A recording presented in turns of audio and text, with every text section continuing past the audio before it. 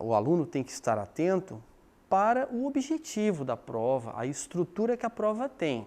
Então, o Enem quer saber do aluno, né, a sua capacidade de reflexão crítica acerca de um determinado tema. Né? Fica atento, né? São temas de caráter social, né, geográficos, políticos, né, que dizem respeito propriamente à sociedade brasileira.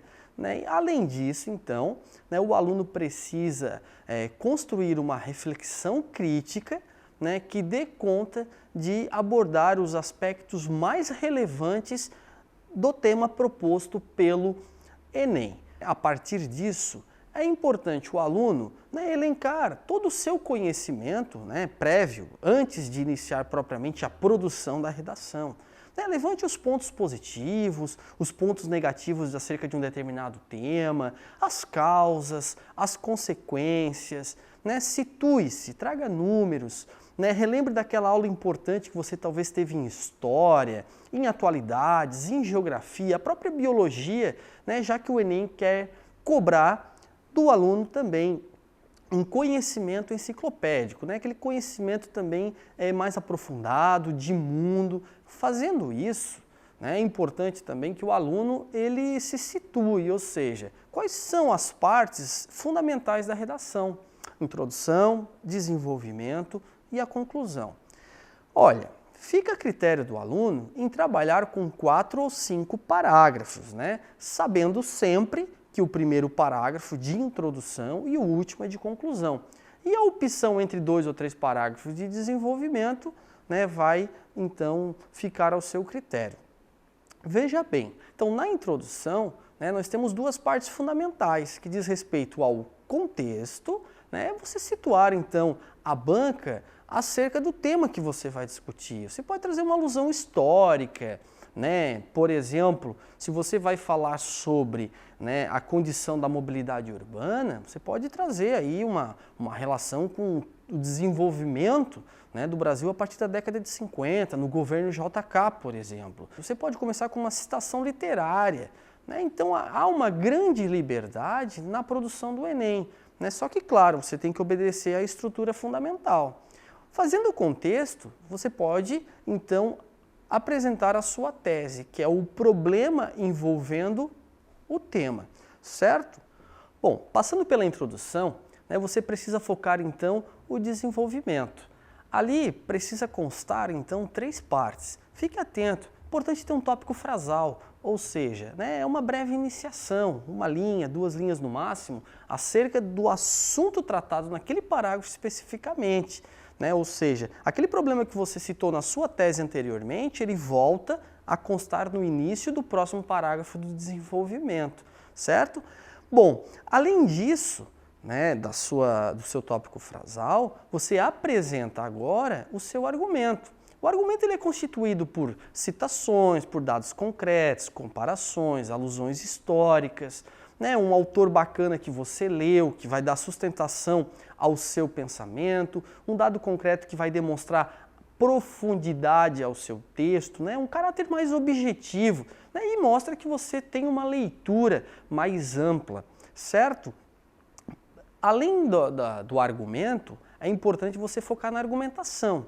Agora é a sua fala no texto propriamente. E a banca vai querer isso, né? Você problematizando. Como assim? Você apresentou o dado, né? Então é necessário um comentário sobre esse dado. Problematize, né? Escreva ali mais 2 ou 3 linhas. Então o teu desenvolvimento, né, juntando essas 3 partes fundamentais, vai ter em torno de 7 linhas. Mantenha o mesmo padrão para os parágrafos de desenvolvimento que você, né, teve como opção, 2 ou 3, não esqueça. Há uma outra parte muito importante que diz respeito à conclusão. 20% da sua prova, né, estão sendo avaliados neste momento. Ou seja, quais são as propostas que você tem para resolver a problemática discutida, que você apresentou na sua tese, que você aprofundou no seu desenvolvimento e agora na conclusão chegou a hora de você resolver.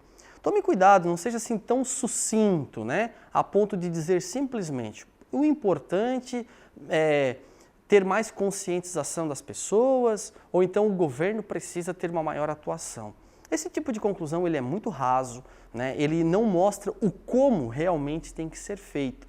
Então apresente propostas, né? Apresente ações, seja de ordem individual, né? Coletiva, política, né? Econômica. Né? Dessa forma você vai sustentar muito bem as suas soluções.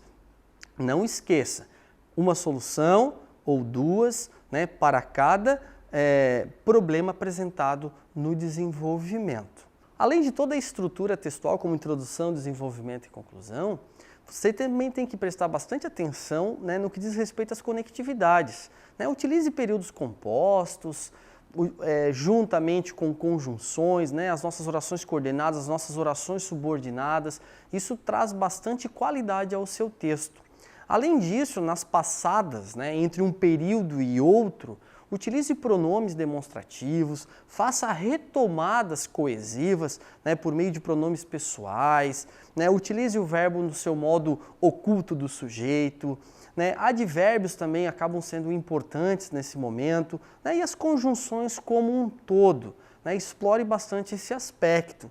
Cada parágrafo é necessário ter, né, entre 2 a 3 períodos, ou seja, então você sabe que cada parágrafo, no mínimo 3 pontos, né, para que fique um texto bastante apresentável, né, uma característica de construção boa para ser bem avaliado no Enem. Além disso, a competência 1 vai falar sobre adequação gramatical, ou seja, a utilização do ponto, da vírgula, da acentuação, da ortografia, né, as questões de regências, concordâncias nominais e, acima de tudo, o seu nível de vocabulário, ou seja, você precisa evitar as informalidades, né, aqueles termos do nosso cotidiano, para que também seja bem avaliado na competência 1. Como estamos perto da prova, né, é fundamental uma leitura rápida, uma retomada da teoria da redação, pode auxiliá-lo bastante. Né, além disso, fazer leitura a respeito de alguns temas, né, se apropriando de conceitos, de algumas citações, de algum autor importante, né, além de dados, né, que possam então fundamentar as suas discussões. Então, boa parte, né, dos temas discutidos atualmente dizem respeito ao idoso, né, a essa necessidade de discutir acerca da previdência, o envelhecimento que o país está sofrendo, né, a mudança na nossa pirâmide etária. Muito importante uma leitura atenta, percebendo então, né, os efeitos que isso vai provocar, né, tanto na ordem geográfica, questão social, questão econômica do país. Uma outra dica para você, faça uma leitura atenta sobre sustentabilidade, ou seja, né, quais os efeitos das ações do homem para o meio ambiente, né, e para a sua própria sobrevivência quando não tem um comportamento sustentável, né, a poluição, né, a degradação dos recursos naturais, né, a forma de o brasileiro encarar, por exemplo, o lixo, no sentido de ter reciclagem, ter coleta seletiva, é um outro aspecto bastante importante. Então esses são alguns temas, né, que são relevantes, né, além de tantos outros que você pode fazer uma pesquisa, fazer uma leitura mais atenta. Além de uma revisão atenta após o término da sua prova, né, durante o seu rascunho mesmo, procure também evitar ao máximo, né, o senso comum, ou seja, aquele pensamento que não tem uma fundamentação que prejudica, né, o aprofundamento do seu texto. Além disso, tome cuidado, tá? Não use então qualquer proposta preconceituosa, né, qualquer postura que venha não estar enquadrada, né, aos direitos humanos. Né? Nesse caso, você será penalizado, sua nota será 0, então evite isso. Ficam então essas dicas para você, uma boa prova, tranquilidade e boa sorte.